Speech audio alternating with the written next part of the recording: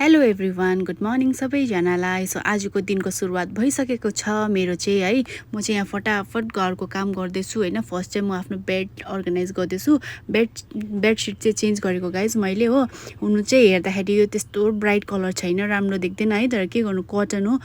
गरममा चाहिँ कटन नै एकदम राम्रो हुन्छ नि त। मेरो चाहिँ हेर्नु न, बिरालोले यस्तो डिस्टर्ब गर्छ कि मलाई काम गर्दाखेरि।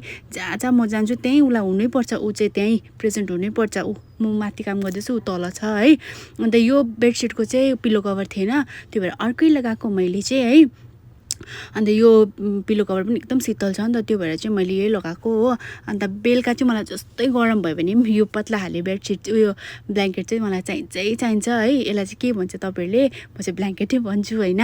अन्तखेरि उयो चाहिँ मैले पिलो कभर सँगसँगै कुसन कभर पनि चेन्ज गर्नु आँटेको है। यो कुसन कभर जुन चाहिँ अहिले मैले प्रेजेन्ट लगाउँदैछु त्यो चाहिँ मैले हिजो लिएर आएको, त्यही पनि ओन्ली 150 मात्रै लाग्यो गाइस त्यसमा है। त्यस्तो रिजनेबल प्राइसमा पाएको। अन्त लुगाको क्वालिटी एकदम दामी लाग्यो मलाई चाहिँ है। यो चाहिँ विधान मार्केटबाट लिएर आएको मैले, यस्तो राम्रो। अझै मलाई रिग्रेट भएको क्या, अझै लिएको भए हुन्थ्यो जस्तो लाग्यो। अनि म चाहिँ मेरो बिरालोलाई फेरि बोकेर जिस्काउँदै उयो गर्दै थिएँ हो, किनभने माया लाग्छ नि त मलाई चाहिँ पुरा मनपर्छ होइन। यो चाहिँ मेरो फेभरेट हो, यो बिरालो चाहिँ फेरि मेरो हो। त्यसलाई चाहिँ म पुन्टे भन्छु नि त। अन्त हेर्नु न, उसले नै ओछ्यान मिलाएको जस्तै गरेर बसिरहेको छ मेरो उयो ओछ्यानमाथि हो। अन्त यति बेड उयो चेन्ज गर्दाखेरि चाहिँ बेडसिटहरू चेन्ज गर्दा पिलो कभर चेन्ज गर्दा चाहिँ यति लुगा भयो। अन्त आमाको पनि यहाँ मैले अब बेड मिलाइदिन्छु, किनभने आमाले त्यस्तो खासै मिलाउनुहुन्न नि त। म चाहिँ अन्त भजन पनि सुन्दै थिएँ हो, भजन सुन्दै काम गर्छु। अनि एक्वेरियमको अगाडि पनि हेर्नु न एकदम क्लिन गरिदिएँ, किनभने मैले राखेको सामानहरू हुन्छ नि त त्यहाँ चाहिँ। अन्त काम पनि मेरै हुन्छ, हटाउने पनि है।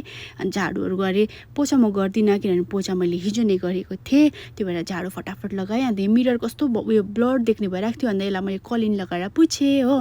अनि मेरो घर चाहिँ अलिक सफा भयो यहाँ। अन्त अब म लाग्छु किचनपट्टि, किनभने ब्रेकफास्ट पनि त बनाउनै पऱ्यो है। आमाले चाहिँ पूजा गरिसक्नु आँट्नु भएको थियो नि त। अन्त अब आमाले चाहिँ पूजा गरिसकेर दबाई खानुहुन्छ, दबाईको तुरन्त बाद चाहिँ आमालाई ब्रेकफास्ट दिनुपर्ने हुन्छ, त्यो भएर म लागेँ है। अन्त फर्स्ट चाहिँ आज चाहिँ म सिम्पल बनाउँछु, गिलो रोटी र अचार हो। अन्त अचारको लागि चाहिँ मैले यहाँ 6-7वटा चाहिँ उयो लसुनको कलीलाई फ्राई गर्दैछु हो, तेल हालेर। अन्त टमाटर पनि म फ्राई गर्छु, किनभने मलाई चाहिँ फ्राई गरेकै मनपर्छ नि त। अन्त फटाफट गरेँ। अन्त कम्ती पिरो हालेर चाहिँ खोर्सानी हालेर चाहिँ मैले पिसेँ है। अन्त त्यहाँदेखि पिसेको चाहिँ मैले देखाइनँ। अन्त यहाँ मैले आटा पनि ब्याटर पनि रेडी गरेँ हो गिलो रोटीको लागि। अनि एकपट्टि चिया पनि बसाउँदैछु, हतार भएको थियो मलाई चाहिँ हो। अन्त आमालाई अब दिनु पऱ्यो नि त है टाइममा।